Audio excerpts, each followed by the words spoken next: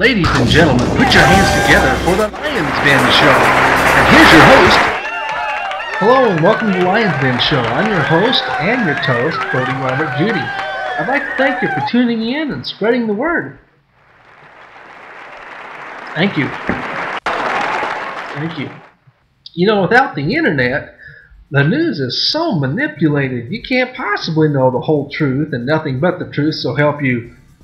Well, I mean, so God has helped us with the internet.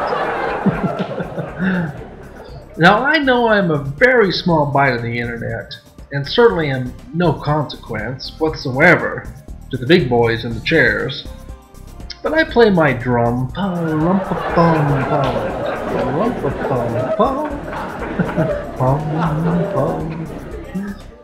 With so many things happening in our civilization today, I felt a strong sense that we need to look inward for what's wrong. Look what's happening to our dollar. We propped it up with toothpicks. Our own Federal Reserve is promising to buy back our own dollars with $600 billion and a promise to potentially prop up or buy back another $2.3 trillion. So we're paying interest on our dollar loan, and we're failing to pay that. So what do? We offer to buy that dollar back with the interest attached on it already.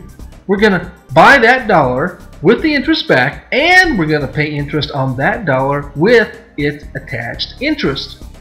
And the Federal Reserve is promising to do that with the money the U.S. makes as a gross domestic product, or cumulative, of about 5 years. If we can't pay the interest down on our debt now, we raise taxes on everyone, further crippling the economy, or say even a fair tax, which is anything but fair. The way it's structured, it's poor people who normally don't pay taxes on food suddenly feel the pinch and have to start paying it. What makes us so sure our economy is going to grow? Which is the quickest way to get ourselves out of debt. Raise taxes further destroys the economy. For small business, they don't hire with the rise of taxes. What makes doubling down on the economy with the same men who have screwed this up in the first place worthy of your trust again and again and again? Now, God has blessed America in the past. However, those blessings were predicated or deserved by righteous choices. Now, the fruit of your choices is completely rotting out your mobility. It's rotting out your feet. The power you have to move is almost completely gone. I want you to picture with me your feet rotted out about 1 inch to 1.5 inches deep in your sole. You're almost completely crippled. Not quite, but you're very close. When are you going to start calling out for help? Who are you going to call for help? Who are you going to call for help? There's one way to heal this land, and there's a way to heal our economy. There's a way to bring it back. I'm not going to tell you what it is fully. You're going to have to trust me. But it has to do with your leaders being unrighteous and corrupt. Not just your political leaders, but your religious leaders also. You can trust me, or you can continue to trust those who you have been trusting and have caused the problem to come upon you. God doesn't separate church and state. He's God over all. Now, many religious leaders have done many good things. They will tell you, we have fed the hungry. We've nurtured the sick. We've clothed the naked. We've visited those in prison. We've healed the lame. We've cast out devils. We've ministered. We've prophesied in your name, Lord. Also had much charity, which hopefully covers up anything out there that all the other stuff we've done didn't cover. Yet, hello? Why are we hanging by a hair? Why, under all those supposed righteous and good character things, are we tanking? Why, if the Fed Reserve is willing to print $2.3 trillion, don't we have our roads paved in gold? Why aren't there any jobs? Why aren't great cities being erected? Where is the great city of Zion? Are you waiting? What are you waiting for? Do you want Jesus to come build it himself?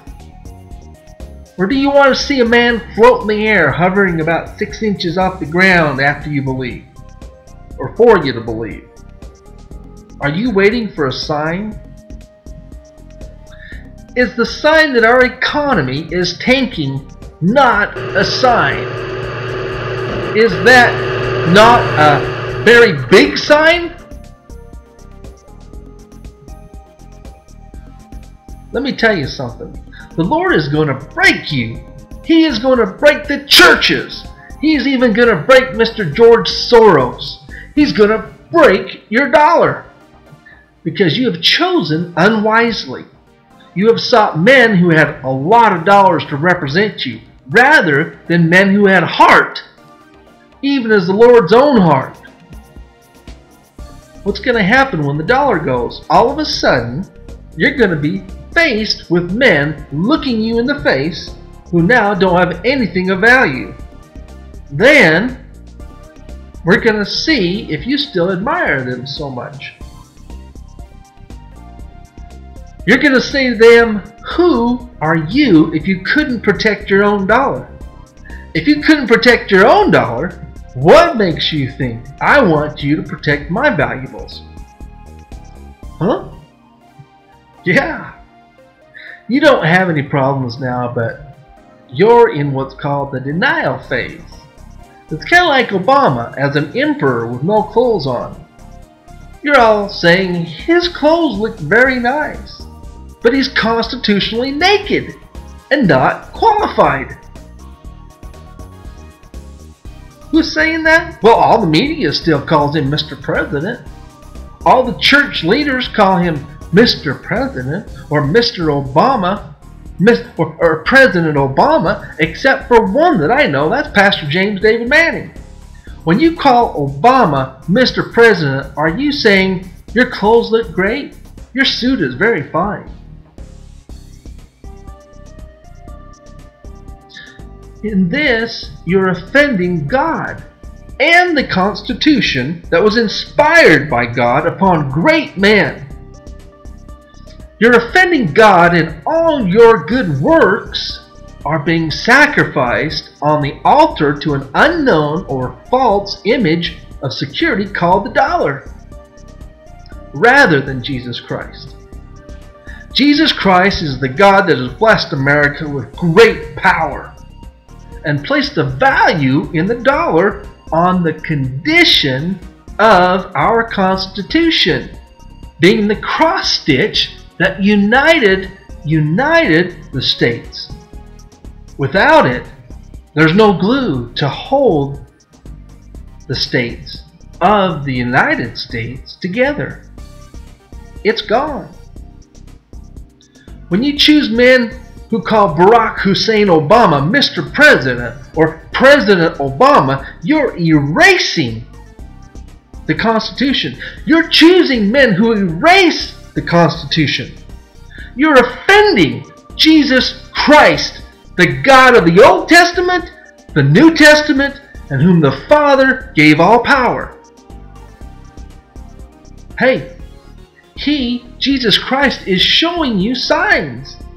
Big ones. If you're not getting it, you're not getting it. Your leaders are not getting it. You're beating up, you're spitting on, you're disrespecting it, and you're throwing in prison those God has chosen to give you a warning. And you think there's no accounting for that?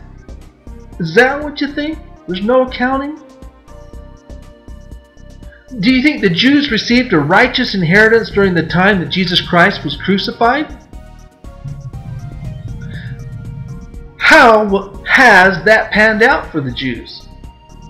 Well, if you're LDS or Mormon and you feel like the Jews were blessed for their actions, then I guess you got nothing to worry about, do you? What was that in 1989? I heard a timeless sermon by President Ezra Taft Benson, the Beware of Pride talk. Oh yeah, President Uchtdorf reiterated that in the last General Conference. Pride is a switch that turns off priesthood power. Humility is a switch that turns it on. Is it possible that the brethren got a message from the Lord that they have no idea about receiving in consequence to actions of the past or messages they received of God? Is that possible? While churches in 501c capacities have to be very careful in the pretense ideas of representing any political candidates per se, is there any 501c capacity that prevents them from articulating a special passage of the Constitution which outlines the qualifications of the United States President? No, there isn't. But they have remained silent on an issue affecting millions of future Americans and 300 million Americans today. Is that not an offense to God? You want to know something? I mean, if we have our friends' hats on, I mean, if we got our friends' hats on, can you handle it? I mean, just between friends. You have a large chip residing right about there on your shoulder. And it's all about who didn't listen to you and who interrupted the meeting. Let me tell you something. If you just bury the attitude towards me, I would show you the quan. I would show you the money. Show you the money.